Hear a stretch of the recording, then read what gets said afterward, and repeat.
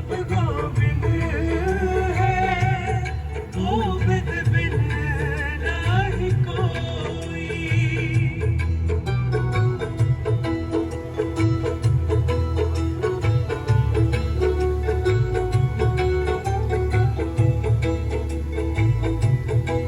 मिथ्या भरम हर सुपन मनोरथ, सत पदार्थ जानिया।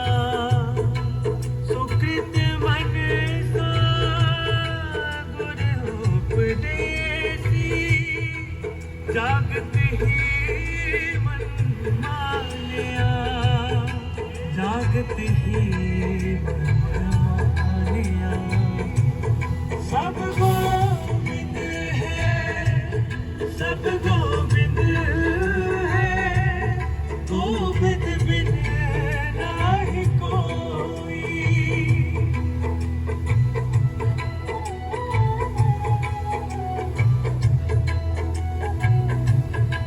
सब गोविंद है, सब गोविंद है, गोविंद बिन नहीं कोई, गोविंद बिन नहीं कोई। सब गोविंद है, गोविंद नहीं कोई।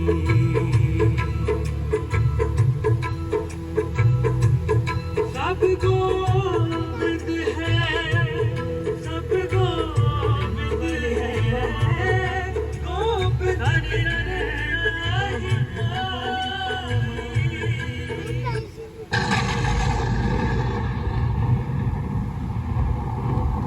वैसे नहीं गाना।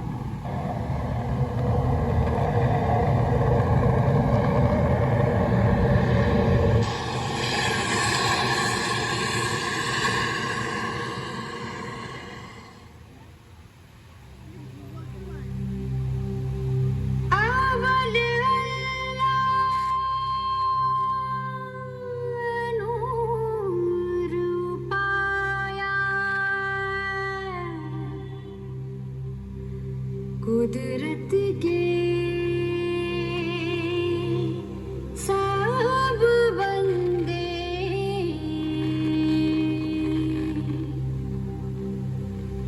एक नूर ते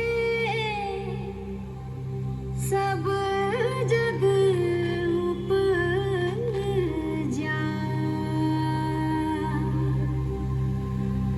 कौन भले कौन मंदे।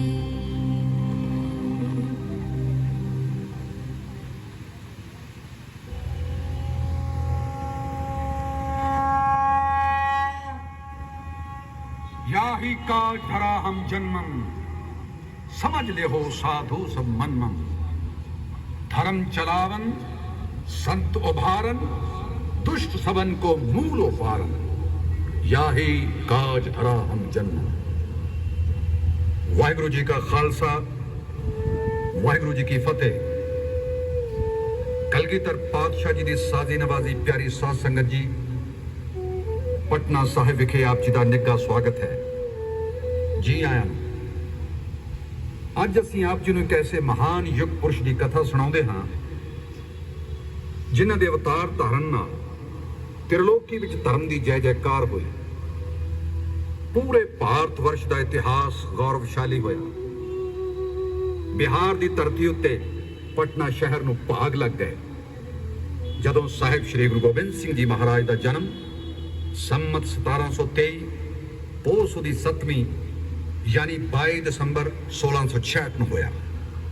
ਕਥਾ ਇਸ ਪ੍ਰਕਾਰ ਹੈ ਕਿ ਜਦੋਂ 9ਵੇਂ ਗੁਰੂ ਤੇਗ ਬਹਾਦਰ ਜੀ ਆਪਣੀ ਮਾਤਾ ਨਾਨਕੀ ਜੀ, ਧਰਮ ਪਤਨੀ ਸ਼੍ਰੀ ਗੁਜਰੀ ਜੀ ਅਤੇ ਆਪਣੇ ਸਾਲਾ ਸਾਹਿਬ ਭਾਈ ਸ਼੍ਰੀ ਕਿਰਪਾਲ ਚੰਦ ਜੀ ਦੇ ਨਾਲ ਪਟਨਾ ਸ਼ਹਿਰ ਪਧਾਰੇ, ਜਿੱਥੇ ਸ਼੍ਰੀ ਗੁਰੂ ਨਾਨਕ ਦੇਵ ਜੀ ਨੇ ਕਿਸੇ ਵੇਲੇ ਸਾਲਸਰਾਏ ਜੌਹਰੀ ਨੂੰ ਆਪਣੇ ਦਰਸ਼ਨ ਦੇ ਕੇ ਨਿਹਾਲ ਕੀਤਾ ਸੀ।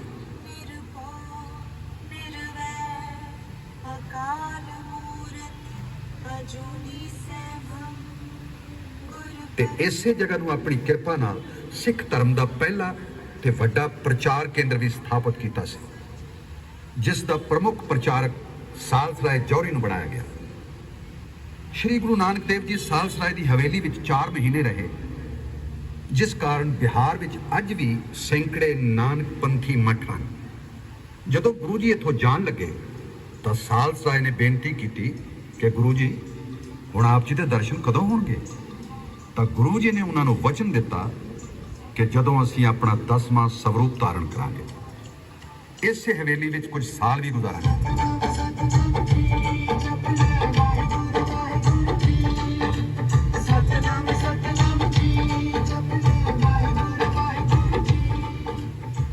ਇਸੇ ਤਰ੍ਹਾਂ ਪਟਨਾ ਸਾਹਿਬ ਦੀ ਮੁਬਾਰਕ ਧਰਤੀ ਤੇ ਸਾਹਿਬ ਕਮਾਲ ਸਾਹਿਬ ਸ਼੍ਰੀ ਗੁਰੂ ਗੋਬਿੰਦ ਸਿੰਘ ਜੀ ਮਹਾਰਾਜ ਦਾ ਪ੍ਰਕਾਸ਼ ਹੋਇਆ। ਤਹ ਪ੍ਰਕਾਸ਼ ਹਮਾਰਾ ਭਈਓ, ਪਟਨਾ ਸ਼ਹਿਰ ਵਿਖੇ ਭਵਲਈਓ। ਤਹ ਪ੍ਰਕਾਸ਼ ਹਮਾਰਾ ਭਈਓ, ਪਟਨਾ ਸ਼ਹਿਰ ਵਿਖੇ ਭਵਲਈਓ। ਇਸ ਮਹਾਨ ਯੁਗ ਪੁਰਸ਼ ਦਾ ਨਾਮ ਗੋਬਿੰਦ ਰਾਏ ਰੱਖਿਆ ਗਿਆ। ਜਿਸ ਵਕਤ ਗੁਰੂ ਜੀ ਨੇ ਅਵਤਾਰ ਧਾਰਿਆ, ਠੀਕ ਉਸੇ ਸਮੇਂ ਸੈਂਕੜੋਂ ਮੀਲ ਦੂਰ ਪੰਜਾਬ ਦੇ ਇੱਕ ਪਿੰਡ ਘੜਾਮ ਵਿਖੇ, ਜੋ ਪਟਿਆਲਾ ਜ਼ਿਲ੍ਹੇ ਵਿੱਚ ਆਉਂਦਾ ਹੈ, ਉੱਥੋਂ ਦੇ ਇੱਕ ਮਹਾਨ ਸੂਫੀ ਸੰਤ ਬਾਬਾ ਭੀਖਣ ਸ਼ਾਹ, ਜਿਨ੍ਹਾਂ ਨੂੰ ਪੀਰ ਭੀਖਮ ਸ਼ਾਹ ਜੀ ਕਰਕੇ ਵੀ ਪੁਕਾਰਦੇ ਹਨ, ਉਹਨਾਂ ਨੂੰ ਪੂਰਬ ਦਿਸ਼ਾ ਵਿੱਚ ਇੱਕ ਅਲੌਕਿਕ ਪ੍ਰਕਾਸ਼ ਦਾ ਅਨੁਭਵ ਹੋਇਆ ਤੇ ਪਤਾ ਲੱਗ ਗਿਆ ਕਿ ਰੱਬ ਖੁਦ ਸੰਸਾਰ ਵਿੱਚ ਮਨੁੱਖੀ ਜਾਮਾ ਲੈ ਕੇ ਪ੍ਰਗਟ ਹੋਇਆ ਹੈ।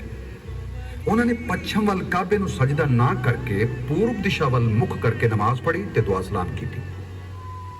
ਪੀਰ ਭੀਖਮ ਸ਼ਾਹ ਆਪਣੇ ਖਾਸ 2 ਮੁਰੀਦਾਂ ਨੂੰ ਨਾਲ ਲੈ ਕੇ ਪਟਨਾ ਵੱਲ ਨੂੰ ਚੱਲ ਪਏ। ਪਟਨਾ ਪਹੁੰਚ ਕੇ ਉਹਨਾਂ ਬਾਲ ਸਰੂਪ ਗੋਬਿੰਦ ਰਾਏ ਜੀ ਦੇ ਦਰਸ਼ਨ ਲਈ ਭਾਈ ਕਿਰਪਾਲ ਚੰਦ ਜੀ ਨੂੰ ਬੇਨਤੀ ਕੀਤੀ, ਪਰ ਤੀਸਰੇ ਦਿਨ ਜਾ ਕੇ ਉਹਨਾਂ ਨੂੰ ਗੁਰੂ ਜੀ ਦੇ ਦਰਸ਼ਨ ਕਰਨ ਦਾ ਸੁਭਾਗ ਪ੍ਰਾਪਤ ਹੋਇਆ। ਉਹਨਾਂ ਨੇ 2 ਮਿੱਟੀ ਦੇ ਕੁੱਜੇ, ਇੱਕ ਹਿੰਦੂ ਦੀ ਦੁਕਾਨ ਤੋਂ ਤੇ ਦੂਜਾ ਮੁਸਲਮਾਨ ਦੀ ਦੁਕਾਨ ਤੋਂ ਖਰੀਦਿਆ। ਦੋਨਾਂ ਵਿੱਚ ਮਠਿਆਈ ਸੀ। ਗੁਰੂ ਜੀ ਅੱਗੇ ਇਹ ਸੋਚ ਕੇ ਪੇਸ਼ ਕੀਤੇ ਕਿ ਜੇ ਹਿੰਦੂ ਵਾਲੇ ਕੁੱਜੇ ਨੂੰ ਹੱਥ ਲਾਇਆ ਤਾਂ ਸਾਰੇ ਪਾਸੇ ਹਿੰਦੂ ਧਰਮ ਹੋਏਗਾ, ਜੇ ਮੁਸਲਮਾਨ ਵਾਲੇ ਕੁੱਜੇ ਨੂੰ ਹੱਥ ਲਾਇਆ ਤਾਂ ਮੁਸਲਮਾਨਾਂ ਦਾ ਧਰਮ ਜ਼ੋਰ ਪਕੜੇਗਾ। ਪਰ ਗੁਰੂ ਸਾਹਿਬ ਨੇ ਆਪਣੀ ਕਿਰਪਾ ਦ੍ਰਿਸ਼ਟੀ ਬਖਸ਼ਦੇ ਹੋਏ ਸਾਂਝੀ ਵਾਲਤਾ ਦੇ ਦੋਨੋਂ ਹੱਥ ਦੋਨੋਂ ਕੁੱਜਿਆਂ ਤੇ ਰੱਖ ਦਿੱਤੇ। ਮਾਨਸ ਕੀ ਜਾਤ ਸਭੈ ਏਕ ਹੀ ਪਹਿਚਾਨ। ਗੁਰੂ ਜੀ ਦੀ ਕਰਾਮਾਤੀ ਲੀਲਾ ਨੂੰ ਵੇਖ ਕੇ ਪੀਰ ਭੀਖਮ ਸ਼ਾਹ ਜੀ ਅਤੀ ਪ੍ਰਸੰਨ ਹੋਏ। ਬਾਲ ਗੁਰੂ ਜੀ ਨੂੰ ਨਮਸਕਾਰ ਕਰਕੇ ਭੀਖਮ ਸ਼ਾਹ ਜੀ ਖੁਸ਼ੀ-ਖੁਸ਼ੀ ਵਾਪਸ ਲੌਟ ਆਏ। ਲਗਭਗ 7 ਸਾਲ ਤੱਕ ਬਾਲ ਗੋਬਿੰਦ ਰਾਏ ਜੀ ਪਟਨਾ ਸ਼ਹਿਰ ਵਿੱਚ ਰਹੇ, ਜਿੱਥੇ ਗੁਰੂ ਸਾਹਿਬ ਦੀਆਂ ਯਾਦਾਂ ਯਾਦ ਕਰ ਕਰਕੇ ਪਟਨਾ ਵਾਸੀ ਆਨੰਦਿਤ ਹੁੰਦੇ ਹਨ। ਉੱਥੇ ਪੂਰੇ ਦਾ ਪੂਰਾ ਭਾਰਤ ਵਰਸ਼ ਵੀ ਉਹਨਾਂ ਦੀਆਂ ਬਾਲ ਲੀਲਾਵਾਂ ਨੂੰ ਯਾਦ ਕਰਕੇ ਗਦਗਦ ਹੋ ਉੱਠਦਾ ਹੈ। ਗੰਗਾ ਦੇ ਕਿਨਾਰੇ ਜਿੱਥੇ ਗੋਬਿੰਦ ਘਾਟ ਹੈ, ਉੱਥੇ ਪੰਡਿਤ ਸ਼ਿਵਦੱਤ ਨੂੰ ਉਹਨਾਂ ਦੀ ਭਾਵਨਾ ਅਨੁਸਾਰ ਸਾਖਸ਼ਾਤ ਭਗਵਾਨ ਸ਼੍ਰੀ ਰਾਮ ਜੀ ਦੇ ਰੂਪ ਵਿੱਚ ਦਰਸ਼ਨ ਦੇ ਕੇ ਨਿਹਾਲ ਕੀਤਾ। ਪੰਡਿਤ ਸ਼ਿਵਦੱਤ ਨੇ ਰਾਜਾ ਫਤਿਹ ਚੰਦ ਮੈਣੀ ਨੂੰ ਇਸ ਬਾਰੇ ਜਾਣਕਾਰੀ ਦਿੱਤੀ ਕਿ ਪਟਨਾ ਸ਼ਹਿਰ ਵਿੱਚ ਸਾਖਸ਼ਾਤ ਭਗਵਾਨ ਸ਼੍ਰੀ ਰਾਮ ਅਵਤਰਤ ਹੋਏ ਨੇ। ਫਤਿਹ ਚੰਦ ਜੀ ਦੇ ਕੋਈ ਸੰਤਾਨ ਨਹੀਂ ਸੀ ਤੇ ਉਹਨਾਂ ਦੀ ਰਾਣੀ ਵਿਸ਼ੰਬਰਾ ਦੇਵੀ ਨੇ ਪ੍ਰਾਰਥਨਾ ਕੀਤੀ ਕਿ ਸਾਨੂੰ ਆਪ ਜੀ ਵਰਗਾ ਪੁੱਤਰ ਮਿਲੇ। ਗੁਰੂ ਜੀ ਰਾਣੀ ਦੀ ਗੋਦ ਵਿੱਚ ਬੈਠਦੇ ਹੋਏ ਬੋਲੇ, ਮੇਰੇ ਵਰਗਾ ਤੇ ਮੈਂ ਹੀ ਹਾਂ, ਮੈਨੂੰ ਹੀ ਆਪਣਾ ਪੁੱਤਰ ਮੰਨੋ। ਇਸ ਤੋਂ ਬਾਅਦ ਰਾਜਾ ਫਤਿਹ ਚੰਦ ਮੈਣੀ ਨੇ ਆਪਣੇ ਰਾਜ ਮਹਿਲ ਨੂੰ ਗੋਬਿੰਦ ਰਾਏ ਦੇ ਨਾਮ ਕਰਕੇ ਗੁਰਦੁਆਰਾ ਬਣਾ ਦਿੱਤਾ, ਜੋ ਮੈਣੀ ਸੰਗਤ ਗੁਰਦੁਆਰਾ ਦੇ ਨਾਮ ਨਾਲ ਮਸ਼ਹੂਰ ਹੈ। सब गोबिंद है, सब गोबिंद है, गोबिंद बिन नहीं कोई। सब गोबिंद है, सब गोबिंद है, गोबिंद बिन नहीं कोई। सूत एक मन सत्य सहज जैसे, ओत पोत प्रभ सोई, ओत पोत प्रभ सोई।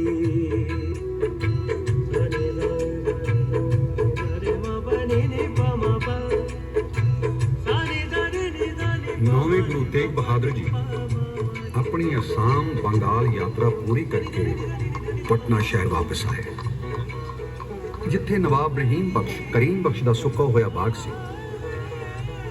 ਗੁਰੂ ਜੀ ਦੇ ਚਰਨ ਉਸ ਬਾਗ ਵਿੱਚ ਪੈਂਦਿਆਂ ਹੀ ਬਾਗ ਹਰਾ ਭਰਾ ਹੋ ਗਿਆ। ਉਹਨਾਂ ਨੇ ਬਾਗ ਸਾਰਾ ਗੁਰੂ ਜੀ ਨੂੰ ਭੇਟ ਕਰ ਦਿੱਤਾ, ਜਿਸ ਦਾ ਨਾਮ ਹੁਣ ਗੁਰਦੁਆਰਾ ਗੁਰੂ ਕਾ ਬਾਗ ਹੈ। ਇੱਥੇ ਹੀ ਸਰੀਰਕ ਰੂਪ ਵਿੱਚ ਪਹਿਲੀ ਵਾਰ ਪਿਤਾ ਤੇ ਪੁੱਤਰ ਦਾ ਮੇਲ ਹੋਇਆ। ਗੁਰੂ ਤੇਗ ਬਹਾਦਰ ਸਾਹਿਬ ਜੀ ਕਰੀਬ 1 ਸਾਲ ਇੱਥੇ ਰਹਿ ਕੇ ਆਨੰਦਪੁਰ ਚਲੇ ਗਏ ਅਤੇ ਉੱਥੋਂ ਸਾਰੇ ਪਰਿਵਾਰ ਨੂੰ ਪੰਜਾਬ ਆਉਣ ਦਾ ਸੰਦੇਸ਼ ਭਿਜਵਾਇਆ। ਵਿਦਾਈ ਦੀ ਖਬਰ ਸੁਣਦਿਆਂ ਹੀ ਪਟਨਾ ਸ਼ਹਿਰ ਨਿਵਾਸੀ ਬਾਲ ਗੁਰੂ ਜੀ ਦੀ ਸ਼ਸਤਰ ਵਿੱਦਿਆ, ਘੁੜਸਵਾਰੀ, ਤੀਰਅੰਦਾਜ਼ੀ ਤੇ ਗੱਤਕਾ ਖੇਡਣ ਦੇ ਕਰਤੱਵ ਯਾਦ ਕਰਦੇ ਹੋਏ ਭਿੱਜੀਆਂ ਅੱਖਾਂ ਨਾਲ ਦਾਨਾਪੁਰ ਤੱਕ ਛੱਡਣ ਆਏ, ਜਿਸ ਦਾ ਪੂਰਾ ਇੰਤਜ਼ਾਮ ਜਗਤ ਸੇਠ ਨੇ ਕੀਤਾ ਸੀ। ਪਰ ਕਮਾਲ ਉਦੋਂ ਹੋਈ ਜਦੋਂ ਇੱਕ ਸ਼ਰਧਾਲੂ ਬਜ਼ੁਰਗ ਔਰਤ ਜਮਨਾ ਦੇਵੀ ਨੇ ਛੋਟੀ ਜਿਹੀ ਹਾਂਡੀ ਵਿੱਚ ਖਿਚੜੀ ਪਕਾ ਕੇ ਗੁਰੂ ਜੀ ਨੂੰ ਭੇਟ ਕੀਤੀ। ਗੁਰੂ ਜੀ ਨੇ ਉਸੇ ਹਾਂਡੀ ਵਿੱਚੋਂ ਸਾਰੀ ਸੰਗਤ ਨੂੰ ਖਿਚੜੀ ਵੰਡੀ, ਪਰ ਐਸਾ ਚਮਤਕਾਰ ਹੋਇਆ ਕਿ ਹਾਂਡੀ ਵਿੱਚੋਂ ਖਿਚੜੀ ਖਤਮ ਹੀ ਨਹੀਂ ਹੋਈ। ਇਸ ਕਰਕੇ ਇਸ ਪਵਿੱਤਰ ਜਗ੍ਹਾ ਦਾ ਨਾਮ ਗੁਰਦੁਆਰਾ ਹਾਂਡੀ ਸਾਹਿਬ ਪੈ ਗਿਆ। ਸਨੀ ਜ਼ਾਨੀ ਜ਼ਾਨੀ ਦਾਨੀ ਦਾਰੇ ਮਾ ਪਨੀ ਨੀ ਪਾ ਮਾ ਪਾ ਸਨੀ ਜ਼ਾਨੀ ਨੀ ਜ਼ਾਨੀ ਪਾ ਮਾ ਰੇ ਮਾ ਪਨੀ ਪਾ ਮਾ ਮਾ ਰੇ ਸਨੀ ਜ਼ਾਨੀ ਨੀ ਜ਼ਾਨੀ ਨੀ ਧਾਨੀ ਧਾ ਮਾ ਮਾ ਪਾ ਮਾ ਗਾ ਮਾ ਗਾ ਮਾ ਰੇ ਗਾ ਰੇ ਗਾ ਰੇ ਗਾ ਰੇ ਮਾ ਪਨੀ ਆ ਰੇ ਆ ਰੇ। ਬਾਲ ਗੁਰੂ ਗੋਬਿੰਦ ਰਾਏ ਜੀ ਦੇ ਆਨੰਦਪੁਰ ਪਹੁੰਚਣ ਦੇ ਬਾਅਦ ਘਟਨਾਵਾਂ ਬਹੁਤ ਤੇਜ਼ੀ ਨਾਲ ਵਾਪਰੀਆਂ। ਗੁਰੂ ਜੀ ਅਜੇ 9 ਸਾਲ ਦੇ ਹੀ ਸਨ। ਪੰਡਿਤ ਕਿਰਪਾ ਰਾਮ ਦੱਤ ਦੀ ਅਗਵਾਈ ਹੇਠ 500 ਬ੍ਰਾਹਮਣ ਆਨੰਦਪੁਰ ਸਾਹਿਬ ਪਹੁੰਚੇ ਤੇ ਗੁਰੂ ਤੇਗ ਬਹਾਦਰ ਸਾਹਿਬ ਜੀ ਅੱਗੇ ਬੇਨਤੀ ਕੀਤੀ ਕਿ ਹੇ ਧਰਮ ਰਕਸ਼ਕ, ਧਰਮ ਮੂਰਤੀ ਗੁਰੂ ਜੀਓ, ਤੁਸੀਂ ਹੀ ਸਾਡੇ ਤਿਲਕ ਤੇ ਜੰਜੂ ਦੇ ਰਾਖੇ ਹੋ। ਪੰਡਤਾਂ ਦੀ ਇਸ ਤਰ੍ਹਾਂ ਦੀ ਲੰਮੀ ਚੌੜੀ ਦੁੱਖ ਭਰੀ ਵਾਰਤਾ ਸੁਣ ਕੇ ਗੁਰੂ ਜੀ ਕੁਝ ਸੋਚਣ ਲੱਗ ਪਏ। ਇੰਨੇ ਚਿਰ ਨੂੰ ਖੇਡਦੇ ਬਾਲ ਗੁਰੂ ਗੋਬਿੰਦ ਰਾਏ ਜੀ ਆ ਗਏ ਤੇ ਆਪਣੇ ਪਿਤਾ ਤੋਂ ਇਸ ਚੁੱਪ ਦਾ ਕਾਰਨ ਪੁੱਛਿਆ।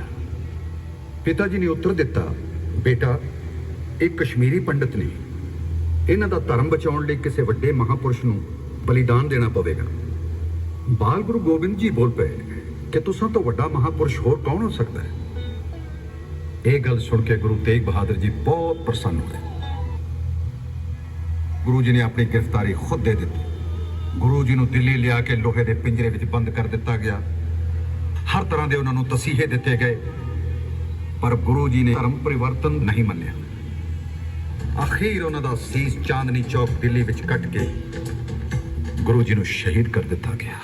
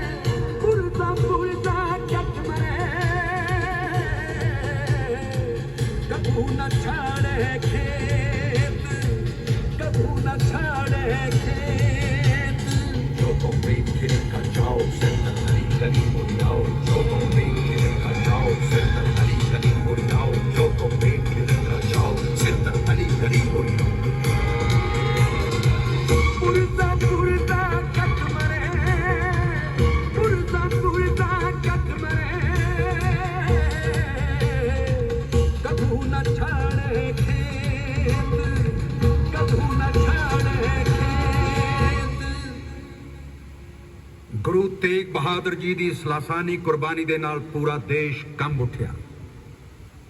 ਲਗਭਗ 200 ਸਾਲ ਦੇ ਸਿੱਖ ਧਰਮ ਨੂੰ ਵਿਕਾਸ ਅਤੇ ਉਚਾਈਆਂ ਤੇ ਲੈ ਜਾਣਾ, ਖਾਲਸਾ ਪੰਥ ਦੀ ਸਥਾਪਨਾ ਕਰਨਾ ਅਤੇ ਹਿੰਦੂ ਧਰਮ ਦੀ ਰੱਖਿਆ ਲਈ ਤਤਪਰ ਰਹਿਣ ਦੀ ਹੁਣ 9 ਸਾਲ ਦੇ 10ਵੇਂ ਗੁਰੂ ਗੋਬਿੰਦ ਰਾਏ ਉੱਪਰ ਬਹੁਤ ਵੱਡੀ ਜ਼ਿੰਮੇਵਾਰੀ ਆ ਗਈ। ਉਹਨਾਂ ਨੇ ਸ਼ਕਤੀ ਸੰਗਠਨ ਅਤੇ ਸਨਾਤਨ ਧਰਮ ਦੇ ਸਾਰੇ ਧਰਮ ਗ੍ਰੰਥਾਂ ਨੂੰ ਬ੍ਰਿਜ ਭਾਸ਼ਾ ਵਿੱਚ ਅਨੁਵਾਦ ਕਰਨ ਲਈ ਹਿਮਾਚਲ ਦੀਆਂ ਪਹਾੜੀਆਂ ਵਿੱਚ ਪੌਂਟਾ ਸਾਹਿਬ ਨਗਰ ਵਸਾਇਆ। ਲਗਭਗ 10 ਸਾਲਾਂ ਵਿੱਚ ਉਹਨਾਂ ਨੇ ਫਾਰਸੀ ਅਤੇ ਸੰਸਕ੍ਰਿਤ ਦੇ ਇਤਿਹਾਸਕ ਪੁਰਾਣਕ ਗ੍ਰੰਥਾਂ ਦਾ ਅਨੁਵਾਦ ਕੀਤਾ। 52 ਕਵੀਆਂ ਦੁਆਰਾ ਵੀਰ ਰਸ ਕਾਵਿ ਦੀ ਰਚਨਾ ਕਰਵਾਈ ਅਤੇ ਆਪ ਵੀ ਉਹਨਾਂ ਨੇ ਵੀਰ ਰਸ ਨਾਲ ਭਰੇ ਛੰਦਾਂ ਤੇ ਸਤੋਤਰਾਂ ਦੀ ਰਚਨਾ ਕੀਤੀ। ਉਹਨਾਂ ਨੇ ਹਿੰਦੂ ਸ਼ਾਸਤਰਾਂ ਦੀਆਂ ਕਈ ਰਚਨਾਵਾਂ ਨੂੰ ਆਪਣੀ ਭਾਸ਼ਾ ਵਿੱਚ ਰੂਪਾਂਤਰਿਤ ਕੀਤਾ, ਜਿਸ ਵਿੱਚ ਵੀਰ ਰਸ ਦੀ ਪ੍ਰਧਾਨਗੀ ਸੀ। ਗੁਰੂ ਜੀ ਦੁਆਰਾ ਰਚਿਤ ਸ਼੍ਰੀ ਦਸਮ ਗ੍ਰੰਥ ਜੀ ਵਿੱਚ ਪੁਰਾਣਿਕ ਕਥਾਵਾਂ, ਧਰਮ ਦਰਸ਼ਨ, ਇਤਿਹਾਸ ਅਤੇ ਸਾਹਿਤ ਦਾ ਸੰਗ੍ਰਹਿ ਹੈ। ਛੰਦ ਅਲੰਕਾਰਾਂ ਨਾਲ ਸ਼ੋਭਤ ਉਹਨਾਂ ਦੀ ਭਾਸ਼ਾ ਵਿੱਚ ਵੀਰ ਰਸ ਪ੍ਰਧਾਨ ਸੀ। ਪੌਂਟਾ ਸਾਹਿਬ ਵਿੱਚ ਹੀ ਦਸਮ ਗੁਰੂ ਜੀ ਨੇ ਸਿੱਖਾਂ ਨੂੰ ਘੁੜਸਵਾਰੀ, ਤੀਰਅੰਦਾਜ਼ੀ ਤੇ ਅਖੇਟ ਵਿਦਿਆ ਵਿੱਚ ਨਿਪੁੰਨ ਕੀਤਾ। 72 ਨਾਟਕ ਵਿੱਚ ਲਿਖੀ ਉਹਨਾਂ ਦੀ ਆਤਮ ਕਥਾ ਤੇ ਔਰੰਗਜ਼ੇਬ ਨੂੰ ਲਿਖੇ ਵਿਜੇ ਪੱਤਰ ਜ਼ਫਰਨਾਮਾ ਤੋਂ ਇਹ ਸਾਫ਼ ਹੈ ਕਿ ਉਹ ਪਿਆਰ ਮੁਹੱਬਤ ਨੂੰ ਘਿਰਣਾ ਤੇ ਬਦਲੇ ਦੀ ਭਾਵਨਾ ਤੋਂ ਉੱਪਰ ਮੰਨਦੇ ਸਨ। ਲੇਕਿਨ ਜੇ ਕੋਈ ਜਾਣਬੁੱਝ ਕੇ ਸਾਹਮਣੇ ਵਾਲੇ ਨੂੰ ਨੁਕਸਾਨ ਪਹੁੰਚਾਉਣਾ ਚਾਹੁੰਦਾ ਹੈ ਤਾਂ ਸਵੈ ਰੱਖਿਆ ਦੀ ਖਾਤਰ ਉਸ ਦਾ ਮੁਕਾਬਲਾ ਕਰਨਾ ਹਰ ਹਾਲ ਵਿੱਚ ਤੇ ਹਰ ਤਰੀਕੇ ਨਾਲ ਉਚਿਤ ਹੈ। ਚੁੰਕਾਰ ਅਨਾਹੀਲ ਤੇ ਦਰਗੁਜ਼ਸ਼ਤ ਹਲਾਰਸਤ ਹੁਰਦਨ ਬ ਸ਼ਮਸ਼ੀਰ ਦਸਤ। ਪਿਤਾ ਗੁਰੂ ਤੇਗ ਬਹਾਦਰ ਸਾਹਿਬ ਜੀ ਦੀ ਸ਼ਹਾਦਤ ਦੇ ਬਾਅਦ ਗੁਰੂ ਗੋਬਿੰਦ ਰਾਏ ਜੀ ਮਹਾਰਾਜ ਨੇ ਆਨੰਦਗੜ੍ਹ, ਕੇਸਗੜ੍ਹ, ਲੋਹਗੜ੍ਹ ਅਤੇ ਫਤਿਹਗੜ੍ਹ ਵਰਗੇ 5 ਕਿਲੇ ਬਣਾ ਕੇ ਆਨੰਦਪੁਰ ਨੂੰ ਮਜ਼ਬੂਤ ਕੀਤਾ। ਲਗਭਗ 22 ਸਾਲ ਦੀ ਉਮਰ ਤੱਕ ਉਹਨਾਂ ਦਾ ਆਨੰਦਪੁਰ ਪ੍ਰਵਾਸ ਸੰਸਕ੍ਰਿਤਿਕ ਅਤੇ ਬੌਧਿਕ ਕਿਰਿਆਵਾਂ ਦਾ ਕੇਂਦਰ ਰਿਹਾ। ਗੁਰੂ ਜੀ ਦਾ ਸ਼ਾਮ ਨੂੰ ਜਦੋਂ ਦਰਬਾਰ ਸਜਦਾ ਤਾਂ ਕਵੀ ਵੀਰ ਰਸ ਦਾ ਕਾਵ ਪਾਠ ਕਰਕੇ ਗੁਰੂ ਜੀ ਨੂੰ ਸੁਣਾਉਂਦੇ। ਗੁਰੂ ਜੀ ਪ੍ਰਸੰਨ ਹੋ ਕੇ ਬੇਅੰਤ ਮਾਇਆ ਭੇਂਟ ਕਰਦੇ। शुभ कर मन ते कबू न डरूं,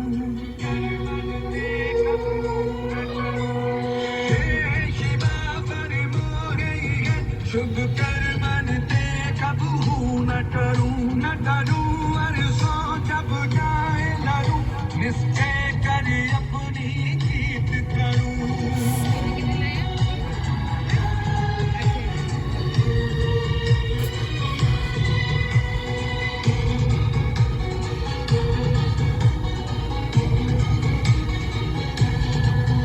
हर सिख हूँ अपने ही मन को, हर सिख हूँ अपने ही मन को, लालच हो कुल तो उतरूं।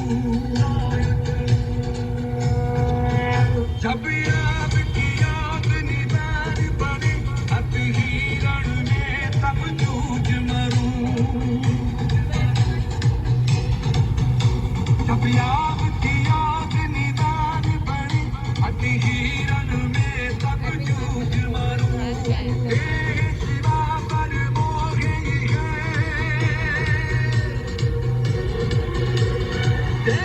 शिवा पर मोहे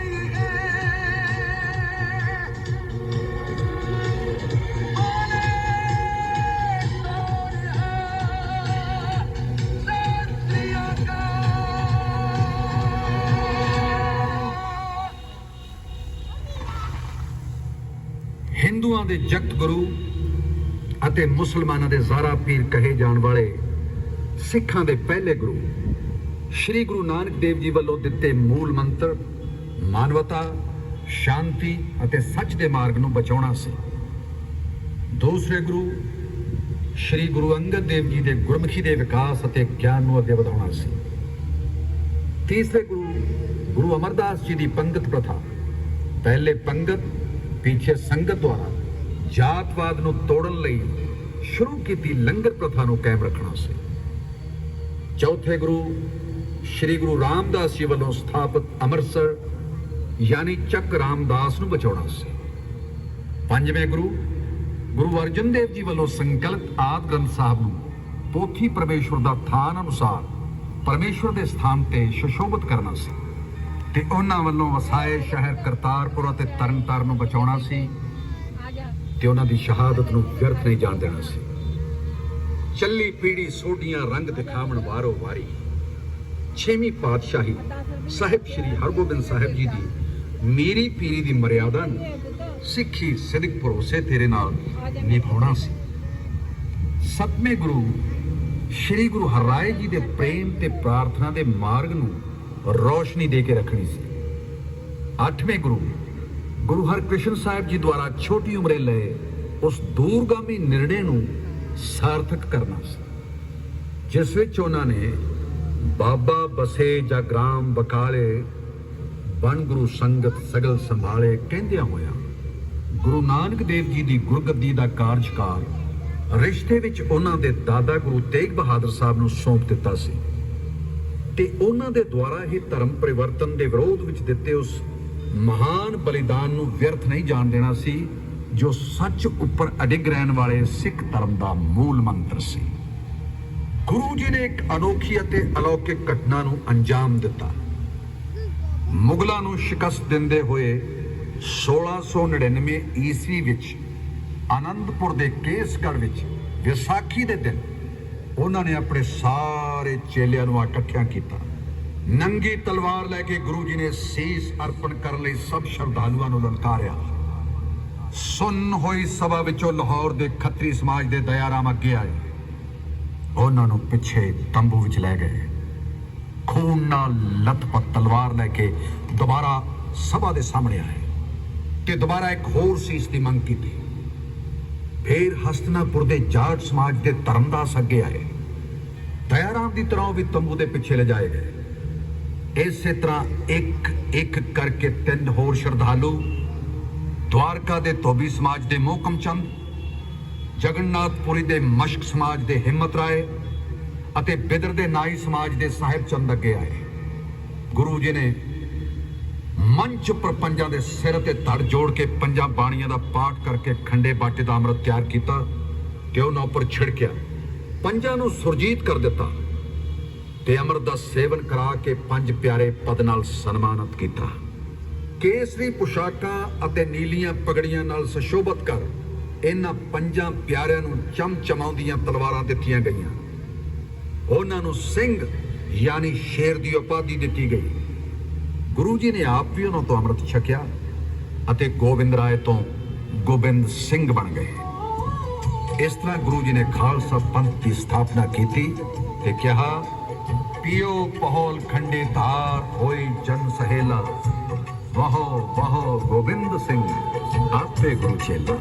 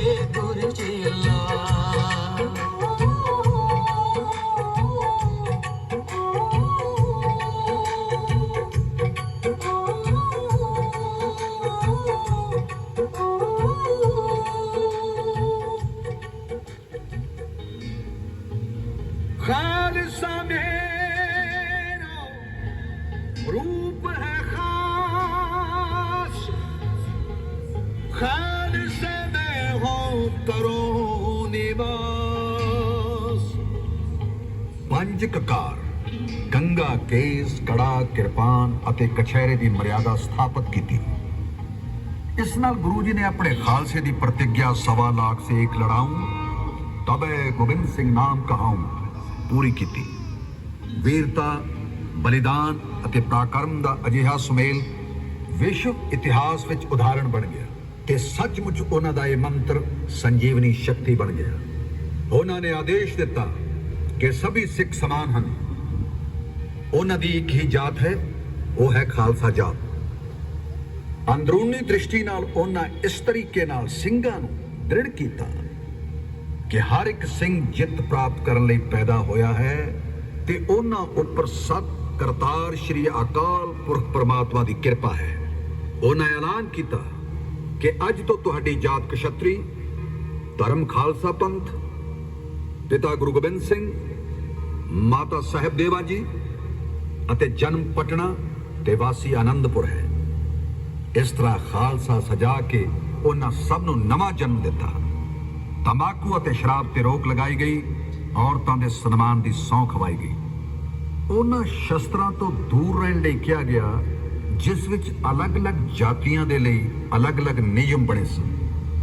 ਖਾਲਸਾ ਪੰਥ ਵਿੱਚ ਸ਼ਾਸਤਰਾਂ ਅਤੇ ਸ਼ਸਤਰਾਂ ਉੱਪਰ ਸਭ ਦਾ ਸਮਾਨ ਅਧਿਕਾਰ ਲਾਗੂ ਕੀਤਾ ਅਤੇ ਊਚ ਨੀਚ ਜਾਤ ਦਾ ਭੇਦਭਾਵ ਮਿਟਾਉਣ ਦਾ ਹੁਕਮ ਦਿੱਤਾ। ਇਸ ਦੌਰ ਵਿੱਚ ਨਰ ਨਾਰੀ ਸਮੇਤ 80,000 ਲੋਕਾਂ ਨੂੰ ਅੰਮ੍ਰਿਤ ਛਕਾ ਕੇ ਖਾਲਸਾ ਪੰਥ ਵਿੱਚ ਸ਼ਾਮਲ ਕੀਤਾ। ਜੀ ਹਾਂ, ਗੁਰੂ ਗੋਬਿੰਦ ਸਿੰਘ ਜੀ ਮਹਾਰਾਜ ਨੇ ਔਰਤਾਂ ਨੂੰ ਸਿਧਾਂਤਿਕ ਤੇ ਵਿਵਹਾਰਕ ਰੂਪ ਵਿੱਚ ਬਰਾਬਰੀ ਦਾ ਦਰਜਾ ਦਿੱਤਾ ਤੇ ਮਾਈ ਭਾਗੋ ਜੀ ਪਹਿਲੀ ਇਸਤਰੀ ਸੈਨਾਪਤੀ ਬਣੀ। ਪੂਰੇ ਪੰਜਾਬ ਵਿੱਚ ਖਾਲਸਾ ਪੰਥ ਵਿੱਚ ਸ਼ਾਮਲ ਹੋਣ ਦੀ ਹੋੜ ਲੱਗ ਗਈ। ਅੱਜ ਤੱਕ ਜੋ ਲੋਕ ਆਪਣੀ ਜਾਤ ਦੇ ਛੋਟੇ ਦਾਇਰੇ ਵਿੱਚ ਬੰਨੇ ਹੋਏ ਸਨ, ਉਹ ਬਦਲ ਗਏ। ਖਾਲਸਾ ਪੰਥ ਵਿੱਚ ਸ਼ਾਮਲ ਹੋਣ ਦੇ ਨਾਲ ਹੀ ਉਹਨਾਂ ਦੇ ਵਿਚਾਰ ਅਤੇ ਵਿਵਹਾਰ ਵਿੱਚ ਗੁਣਾਤਮਕ ਪਰਿਵਰਤਨ ਆ ਗਿਆ। ਉਹਨਾਂ ਦੀਆਂ ਨਸਾਂ ਵਿੱਚ ਇੱਕ ਨਵੀਂ ਊਰਜਾ ਦਾ ਸੰਚਾਰ ਹੋ ਗਿਆ। ਇਸ ਤਰ੍ਹਾਂ ਸ਼੍ਰੀ ਗੁਰੂ ਗੋਬਿੰਦ ਸਿੰਘ ਜੀ ਨੇ ਇੱਕ ਸੰਤ ਸਿਪਾਹੀ ਦੀ ਫੌਜ ਖੜੀ ਕਰ ਲਈ ਜਿਸ ਦਾ ਮਕਸਦ ਸੀ ਮਜਲੂਮਾਂ ਦੀ ਰੱਖਿਆ ਕਰਨਾ। ਇਸ ਤੋਂ ਬਾਅਦ ਖਾਲਸਾ ਪੰਥ ਨੇ ਬੜੀ ਬਹਾਦਰੀ ਨਾਲ ਔਰੰਗਜ਼ੇਬ ਤੇ ਹੋਰ ਕਈ ਦੇਸੀ ਰਾਜਿਆਂ ਦੇ ਕ੍ਰੋਧ ਦਾ ਸਾਹਮਣਾ ਵੀ ਕੀਤਾ। ਗੁਰੂ ਗੋਬਿੰਦ ਸਿੰਘ ਜੀ ਦੀ ਅਗਵਾਈ ਵਿੱਚ ਸਿੱਖਾਂ ਨੇ ਪੰਘਾਣੀ, ਨਾਦੌਣ ਤੇ ਗੁਲੇਰ ਦੀ ਲੜਾਈ ਤਾਂ ਪਹਿਲਾਂ ਹੀ ਜਿੱਤ ਲਈ ਸੀ, ਪਰ ਚਮਕੌਰ ਦੇ ਯੁੱਧ ਵਿੱਚ ਤਾਂ ਸਿਰਫ 40 ਸਿੱਖਾਂ ਨੇ 10 ਲੱਖ ਦੀ ਸ਼ਾਹੀ ਸੈਨਾ ਦਾ ਜੋ ਮੁਕਾਬਲਾ ਕੀਤਾ, ਉਸ ਤੋਂ ਇੱਕ ਅਕੇਲਾ ਸਿੰਘ 1.25 ਲੱਖ ਸੇ ਲੜਾਊਂ ਦਾ ਪ੍ਰਣ ਪੂਰਾ ਕੀਤਾ।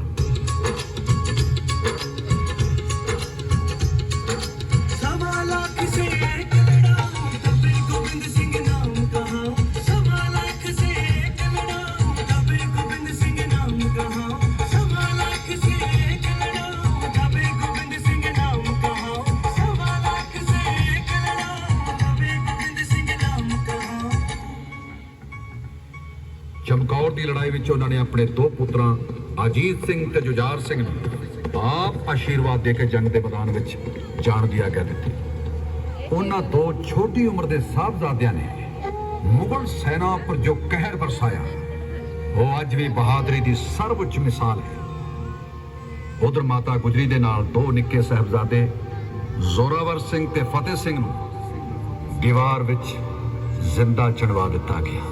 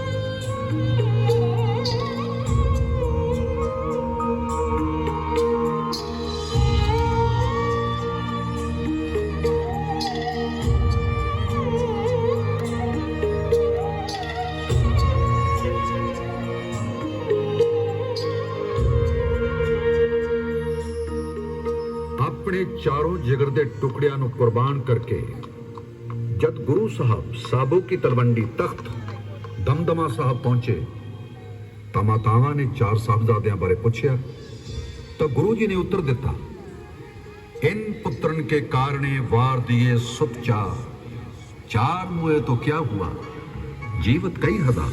ਸਾਹਿਬ ਜੀ ਸਾਹਿਬ ਜੀ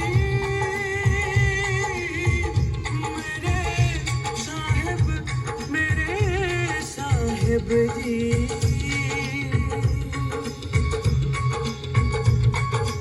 ਕੀ ਕਹਾਂ ਮੇਰੀ ਜੀਵਨ ਮੋਲੇ ਅੱਖ ਵੀਰਤ ਦੇ ਥਰੂ ਡੋਲੇ ਅੱਖ ਵੀਰਤ ਦੇ ਥਰੂ ਡੋਲੇ ਅੱਖ ਵੀਰਤ ਦੇ ਥਰੂ ਡੋਲੇ ਕੀ ਕਹਾਂ ਮੇਰੀ ਜੀਵਨ ਮੋਲੇ ਅੱਖ ਵੀਰਤ ਦੇ ਥਰੂ ਡੋਲੇ ਛਿੜਕੀ ਸੋਚ ਕੇ ਕੰਬਣੀ ਮੇਰੇ ਪ੍ਰੀਤਮ ਜੋ ਸੇ ਨਹੀਂ ਹੋਣਾ ਨਹੀਂ ਹੋਣਾ ਨਹੀਂ ਹੋਣਾ ਨਹੀਂ ਹੋਣਾ ਕੋਈ ਮੇਰੇ ਦਸ਼ਮੇਸ਼ ਜਿਹਾ ਨਹੀਂ ਹੋਣਾ ਨਹੀਂ ਹੋਣਾ ਕੋਈ ਮੇਰੇ ਦਸ਼ਮੇਸ਼ ਜਿਹਾ ਮੇਰੇ ਦਸ਼ਮੇਸ਼ ਜਿਹਾ ਮੇਰੇ ਦਸ਼ਮੇਸ਼ ਜਿਹਾ ਨਹੀਂ ਹੋਣਾ ਨਹੀਂ ਹੋਣਾ ਕੋਈ ਮੇਰੇ ਦਸ਼ਮੇਸ਼ ਜਿਹਾ ਨਹੀਂ ਹੋਣਾ ਨਹੀਂ ਹੋਣਾ ਕੋਈ ਮੇਰੇ ਦਸ਼ਮੇਸ਼ ਜਿਹਾ ਨਹੀਂ ਹੋਣਾ ਨਹੀਂ ਹੋਣਾ ਕੋਈ ਮੇਰੇ ਦਸ਼ਮੇਸ਼। ਲਗਭਗ 1 ਸਾਲ ਤੱਕ ਸਾਬੋ ਕੀ ਤਲਵੰਡੀ ਯਾਨੀ ਦਮਦਮਾ ਸਾਹਿਬ ਵਿੱਚ ਰਹਿ ਕੇ ਗੁਰੂ ਜੀ ਨੇ ਆਦਿ ਗ੍ਰੰਥ ਸਾਹਿਬ ਜੀ ਅਤੇ ਦਸਮ ਗ੍ਰੰਥ ਸਾਹਿਬ ਜੀ ਨੂੰ ਅੰਤਮ ਰੂਪ ਦਿੱਤਾ। ਗੁਰੂ ਸਾਹਿਬ ਨੇ ਜੋਤੀ ਜੋਤ ਸਮਾਉਣ ਤੋਂ ਕੁਝ ਸਮਾਂ ਪਹਿਲਾਂ ਮਾਧੋ ਦਾਸ ਨਾਮ ਦੇ ਬੈਰਾਗੀ ਬੰਦੇ ਨੂੰ, ਜਿਸ ਨੂੰ ਕੁਝ ਇਤਿਹਾਸਕਾਰ ਲਛਮਣ ਦਾਸ ਵੀ ਕਹਿੰਦੇ ਹਨ, ਉਸ ਬੈਰਾਗੀ ਨੂੰ ਅੰਮ੍ਰਿਤ ਛਕਾ ਕੇ ਬੰਦਾ ਸਿੰਘ ਬਹਾਦਰ ਬਣਾ ਕੇ ਪੰਜਾਬ ਵੱਲ ਰਵਾਨਾ ਕੀਤਾ। 5 ਤੀਰ ਤੇ 1 ਤਲਵਾਰ ਬੰਦੇ ਦੇ ਹੱਥ ਵਿੱਚ ਫੜਾ ਕੇ ਬੰਦੇ ਨੂੰ ਹੁਕਮ ਦਿੱਤਾ ਕਿ ਕਰਦਾ ਜਾ ਹੁਣ ਦੁਸ਼ਟਾਂ ਦੇ ਹਿਸਾਬ ਬਰਾਬਰ ਜੀ। ਬੈਰਾਗੀ ਤੋਂ ਬਣਿਆ ਤੂੰ ਬੰਦਾ ਸਿੰਘ ਬਹਾਦਰ ਜੀ। ਆਪਣੇ ਗੁਰੂ ਦੀ ਕਿਰਪਾ ਨਾਲ ਹਰ ਮੈਦਾਨ ਵਿੱਚ ਫਤਿਹ ਕਰਦਾ ਹੋਇਆ ਜਦ ਬੰਦਾ ਸਿੰਘ ਬਹਾਦਰ ਪੰਜਾਬ ਪਹੁੰਚਿਆ ਤਾਂ ਪੰਜਾਬ ਵਿੱਚ ਖਾਲਸਾ ਰਾਜ ਕਾਇਮ ਕੀਤਾ।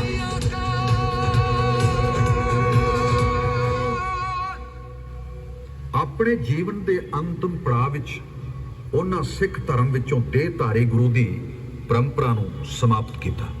ਸ੍ਰੀ ਗੁਰੂ ਗ੍ਰੰਥ ਸਾਹਿਬ ਜੀ ਨੂੰ ਮੱਥਾ ਟੇਕ ਕੇ ਉਹਨਾਂ ਨੂੰ ਗੁਰੂਤਾ ਗੱਦੀ ਪ੍ਰਦਾਨ ਕੀਤੀ ਅਤੇ ਖਾਲਸਾ ਪੰਥ ਨੂੰ ਹੁਕਮ ਦਿੱਤਾ, ਆਗਿਆ ਭਾਈ ਅਕਾਲ ਕੀ ਤਬੀ ਚਲਾਇਓ ਪੰਥ, ਸਭ ਸਿੱਖਨ ਕੋ ਹੁਕਮ ਹੈ ਗੁਰੂ ਮਾਨਿਓ ਗ੍ਰੰਥ। ਤੁਰ ਕੀ ਬਾਣੀ ਆਈ ਤਿਨ ਸਗਲੀ ਚਿੰਤ ਮਟਾਈ, ਬਾਣੀ ਗੁਰੂ ਗੁਰੂ ਹੈ ਬਾਣੀ ਵਿੱਚ ਬਾਣੀ ਅੰਮ੍ਰਿਤ ਸਾਰੇ, ਗੁਰਬਾਣੀ ਕਹੇ ਸੇਵਕ ਜਨ ਮਾਨੇ ਪ੍ਰਤੱਖ ਗੁਰੂ ਨਿਸਤਾਰੇ।